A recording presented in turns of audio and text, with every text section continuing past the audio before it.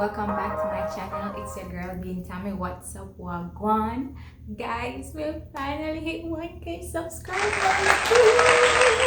So with all that celebration, guys, I want to thank you a million times, 1,000 times. Thank you for helping me to reach my goal. Today's video has been a very highly requested video. A lot of persons want to know the migration process from start to finish, and guess what, guys? I'll be giving you the migration process from start to finish, so please stay tuned to watch this video. But first and foremost, I'd like to say a big up, a special thank you to Sid94_ on Instagram. Yo, your girl got me. I don't know this lady from Adams, but she reached out to me on Instagram just to check on my normal well-being, not to ask about video or anything, but she was just checking up on me, and it was on a day that I was really down. So girl, thank you for gotting me. Thank you for gotting me, okay girl? Thank you. So guys, also remember that in celebration of me reaching 1,000 subscribers, I promised that I'll be doing a question and answer section. So what I'll be doing, I'll be going through my comments on my nursing videos, questions, read the migration process if I didn't cover it in this video. So yes guys, reach out to me in the comment section below of this video, because I'll be going through this video in particular, but I'll also be scrambling through my other videos for comments. Also message me on Instagram at Beingtami. I'll be answering as much question as I can, read the migration process, and I'm gonna give you guys a week. By then I'm sure I'm going to accumulate a good amount of questions. So I have a little book right here with some jottings, so I'm using it to guide my process. First and foremost, this video, I repeat, this video is not sponsored. It's not sponsored by my agency, so I'm not gonna get any money from it. So girls, boys, what you need to do is follow your girl on Instagram, stop the video, subscribe, like, share, and comment, so your girl can get some money from actually helping you guys out. You see it, because I'm not being sponsored by MedPro. Cool? Thank you. But before I jump into the nitty-gritty, I would just like to say, guys, do your research. I cannot emphasize that enough. Please do your research on all of the agencies that are available to you. So please do your research so that you can make the right decision. I won't be able to tell you what agency to go with, so do your research so you can make a very informed decision. Okay, so my first step in the process was finding an agency and signing up. I started working as a nurse.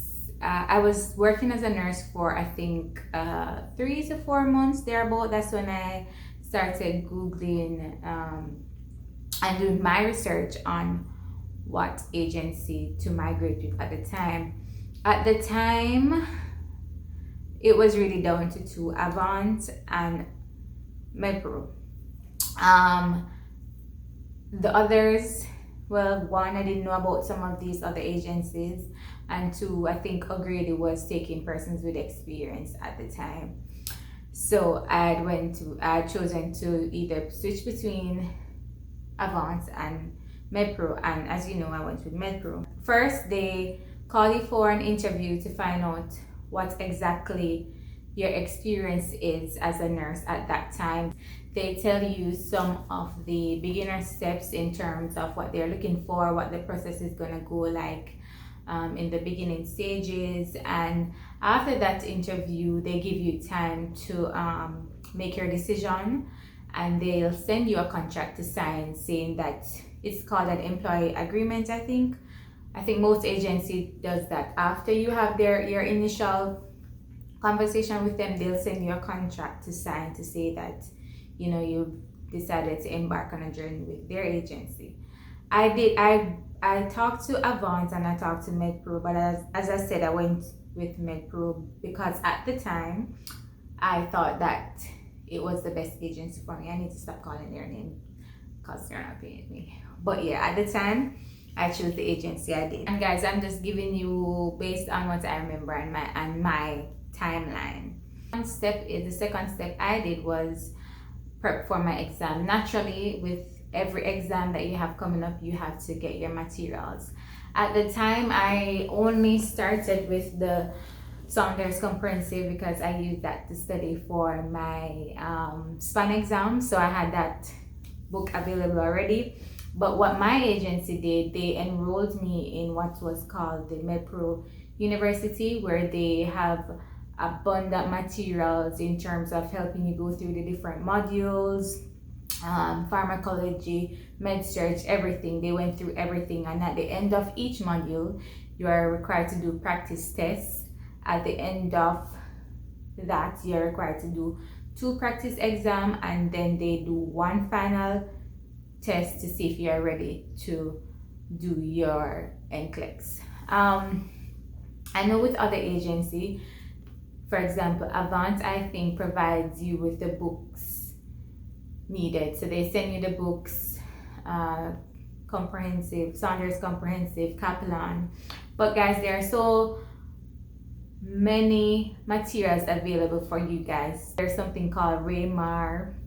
But really what I had used was the Saunders Comprehensive initially and mostly UWorld. So yes, that's what I did. The next thing is, while you are preparing for your exams, as you can see guys, I keep looking down because I have a book right here. While you're preparing for your exam, what the agencies do is they get you verified in terms of your credentials, such as your CXCs, your bachelor, your degree, your nursing degree. They verify them with a company called, or an organization called CGFNS, meaning Commission of Graduate Foreign Nurses. So they'll ask you for your CXCs, they'll ask you to get transcripts from your universities or colleges wherever you obtain your bachelor's degree of nursing. And yes, bachelor's degree, you have to have your degree to be a part of this process. So they verify all of your education credentials, and they also verify your licensing, as in your nursing license. So you have to go to nursing council so that they can verify that you actually have a nursing license to practice in Jamaica. Once they have received all of that education verification, they will send over your stuff to ATT, which is an organization responsible for testing authorization to test. Honestly, I don't remember how long it took for CGFNS to send over all of my documents and all of that, because it was a lengthy process. But honestly, I don't remember how long it took. But once all of that is verified, you are given an authorization to test. So once you get the time frame from which you can do your NCLEX, by then you will be ready, or your agency will let you know that, listen, we are ready for you to do your exam. So they make preparation for you to do your exam. Hence the next step, the exam. My company, they pretty much paid for everything, to be frank. So after I passed the final exam to say that I'm ready to do my NCLEX, and they were satisfied with they issue you with a period in which you can do your NCLEX exam. So within that period, your agency will set up a date for you to do that. So yes, my agency paid for that. So they paid for the exam, they paid for the ticket, and they paid for the stay.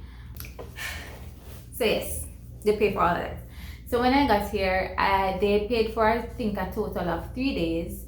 So I came up that day, I came up that night, and I did the test the following morning, and then the other day I went home. So my agency paid for the stay of the hotel, they paid for transportation to the venue and back, and yeah, they paid for that. So I got 75 questions. And so after 75 questions, the computer was turned off. Guys, that experience was very overwhelming because I'm sure I was not in the exam for 1.5 hours. I'm positive I was not in there so long. And I don't understand how I completed so many questions in so little time.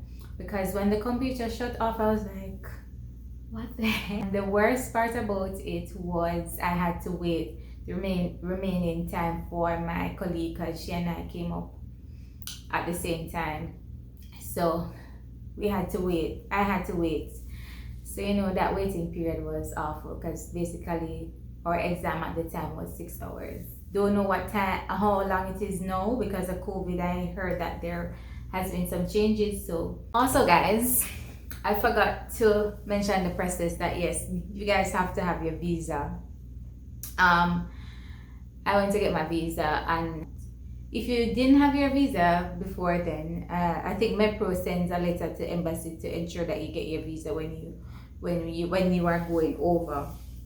Also, do not be alarmed if you do not get your visa, because what some agency do is they send you to Mexico instead of Florida in US to do your exam. So I know persons who have, with all agencies, who have gone to Mexico to do their exam because they didn't have a American visa. So they did their exam in Mexico and they're here. So don't worry if you don't get your visa initially. So yes, after the exam came back, I had to wait 3 days before I get my results, and thank God I passed. Hopefully I still have a copy of the email or the link saying I passed, so I can pop it up to show you what it looks like. But I was so happy, so happy that I passed. And after you pass, naturally you have to wait for all of those results to be verified with all of the agencies involved. And in the meantime, what I did, or what most agencies do, is they allow you to take the Ielts English exam. So yes, as I said, it's an English exam. So I was doing that. Ladies and gentlemen, I did not really study for that English exam, but MEPRO pays for that for you. I need to stop calling MEPRO name. My agency paid for that for me, and I passed, thankfully. And then you submit all of that so the process, CGFNS, can continue verifying your process, so you can begin your process to verifying that you qualify to work in the US. So yes, I think you had to score 6.5 and above in the Ielts to be considered a pass. So yeah, after that the process goes on slowly but surely. After all of that is verified, the migration process can kind of begin, where your I-140 petition is filed. No, guys, that was the most nerve-wracking, frustrating, lengthy, long-suffering, trials and tribulation, everywhere that you can think of, I went through during that period, because that was the longest period for me, and it made me cry, weep, bawl, depress. It was a very lengthy process for me. But normally the I-140 petition usually takes 3 months for normal filing. If your agency decides to premium process it, it takes 15 days. So I went through normal processing. I think I end up waiting a year for my petition to be approved. As a matter of fact, I waited the normal process. After a year, I was bothering my agency, and I was like, what's happening? Why are you guys being so naive, and why are you guys drawing out the process? I was cussing, I was venting, I was everything. But apparently it was out of their control, and I had to just wait. Finally, they decided to premium process it, and I think it was after that my petition was approved. So I signed the contract with Medpro in 2017, and my petition was filed in March 2019, and I did not get approved until the following year, 2020. When your petition is filed, there 3 things can happen. So it can either be approved, denied, or they request for more evidence. I think a part of my thing was they wanted more evidence to support that I was working, and they wanted more job information. So that was one of the reasons why I guess mine took so long. Not making any excuse for them. So yes, so it can be that approved, denied, or request for more evidence. The good thing is, even if it is denied, they can always file your petition over. Yes, so after it's approved, and mine was approved finally, we move on to what is called the filling out of the DS-260 form. So this form is an immigration form that they usually send over to the United States to verify the fact that you'll be coming over there to work and all of that. This is the part where I got to add my husband to the process. The time when I signed up with the agency, I could not add my spouse. I did not have a spouse, so I got to add him at the DS-260 form filing process. There you can either choose to add your spouse if you're married before the process was started at the I-140 filing or the DS-260. So I added him at the DS-260 form, so that was done. The DS-260 form, all I can remember is they ask you a bunch of questions, a bunch of legal questions, like you haven't committed any crime, you're fine, you're legal, you're not coming there to do any act of terrorism or anything, and you signing that all of the information you're signing for, they're correct and all of that. Yes, so after that period, this 260 form send off, they send your document to NVC, which is the National Visa Center. So during that time, I had already got a job offer, so I think for that reason they had expedited my process. So it was sent over to the embassy, I think within 3 weeks. During the NVC process, I think it took 3 months. Yes, it took 3 months. During that time, you have to ensure that you have your police record, and also Medpro requires us, most agency requires us to do some medical. So you had to do your TB, you had to do quantiferon, and some more lab tests. So you have to be considering to do all of that. And guys, those lab fees are out of pocket, so make sure you're preparing your pockets to pay for all of that. So yes, after my process was sent through the NVC, that was expedited, went to embassy, following up with embassy, they finally gave me a date. After they gave me an embassy date, I had to call Andrews Hospital to get a medical date for embassy. And that was a tricky part because I did not get enough time to call Andrews, because my embassy date was 1 week after they called me and told me the date. So I ended up going to Andrews within a couple of days of going to my embassy appointment. So that was another wait again. So guys, I implore you, please try and get a medical appointment way before your embassy appointment, because that held up the process for me again. So went to the embassy interview, did it. They said everything was fine, answered all the relevant questions. They're waiting. Normally it takes a maximum of 2 weeks to hear from embassy. 2 weeks passed, nothing. Only to realize that because I did the medical so close to the the embassy interview, you know, all of the things were not sent over. I don't know what was happening, but my process just kept on being delayed from every angle. Finally, everything was sorted out. I got it that my visa was issued and I was happy. After it was issued, I started making plans. After it was issued, the time frame from which it was issued and the time frame I was given to leave was so fast. I didn't even get to tell most persons that I was leaving. I know probably persons are upset with me, but yeah, I didn't get to tell most persons that I was leaving because I scheduled vacation in that time, so I didn't end up going back to work after my visa interview. So I didn't get to tell most of my coworkers that I was leaving and all of that. So just make sure you are prepared. And then after that, Metro paid for my ticket. And I was up and away, and I came here finally.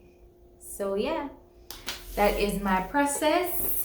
Thank you guys for staying to the end. I am glad to know that I can assist you in any way with your process. And guys, thank you so much for helping me to hit 1K subscribers. Please remember that I'll be doing a question and answer, so please link all of your questions in the comment section below or message me on Instagram. I'm there as Beingtami, so go follow your girl. If you have watched this far and have not subscribed, what you doing? Stop the video, subscribe, like, share, help your fellow co-workers. And guys, just remember to stay safe and be positive, and if you want something, just go for it. All the best. See you in my next video, and I hope it doesn't take 3 months.